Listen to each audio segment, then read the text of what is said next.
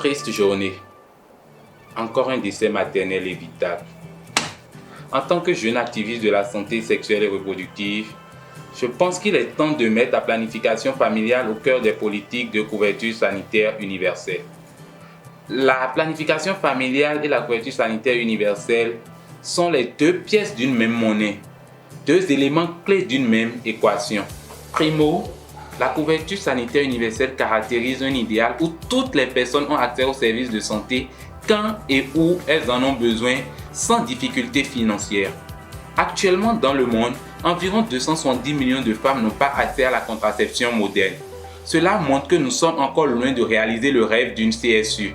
Si la couverture sanitaire universelle consiste à ne laisser personne de côté, comment y parvenir avec autant de besoins non satisfaits en Afrique et un peu partout dans le monde, alors que la PF est considérée comme un service de santé essentiel? Secondo, la PF permet aux femmes de vivre plus longtemps et en meilleure santé. Cela suppose que les bébés prennent un meilleur départ, une meilleure nutrition et de meilleurs résultats de santé tout au long de l'enfant jusqu'à l'âge adulte. Par exemple, une femme qui espace ses naissances d'au moins 3 ans donne plus de chances à son bébé d'atteindre le premier anniversaire en parfait état de santé.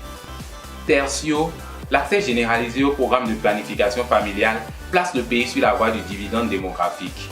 Avec moins de personnes à charge, le pays a plus de ressources qu'il investit dans la santé, l'éducation, le développement de l'emploi, les infrastructures. Cela à son tour conduira à une économie prospère, dynamique, une autonomie financière plus accrue qui permettra de maintenir et de développer davantage les progrès vers la couverture sanitaire universelle. J'ai espoir que nous pouvons progresser dans ce sens si 3 choses se réalisent dans les programmes de planification familiale: innovation, collaboration et accélération. D'abord, innover pour étendre des services de planification familiale. Innover en tenant compte des forces et faiblesses, en saisissant les opportunités du digital, innover dans la mobilisation des ressources, la délégation des tâches, le self-care, bref, innover au niveau des 6 piliers du système de santé. Ensuite, collaborer pour réduire les besoins non satisfaits de PF. Oui, synergie d'action entre les parties prenantes nationales et internationales.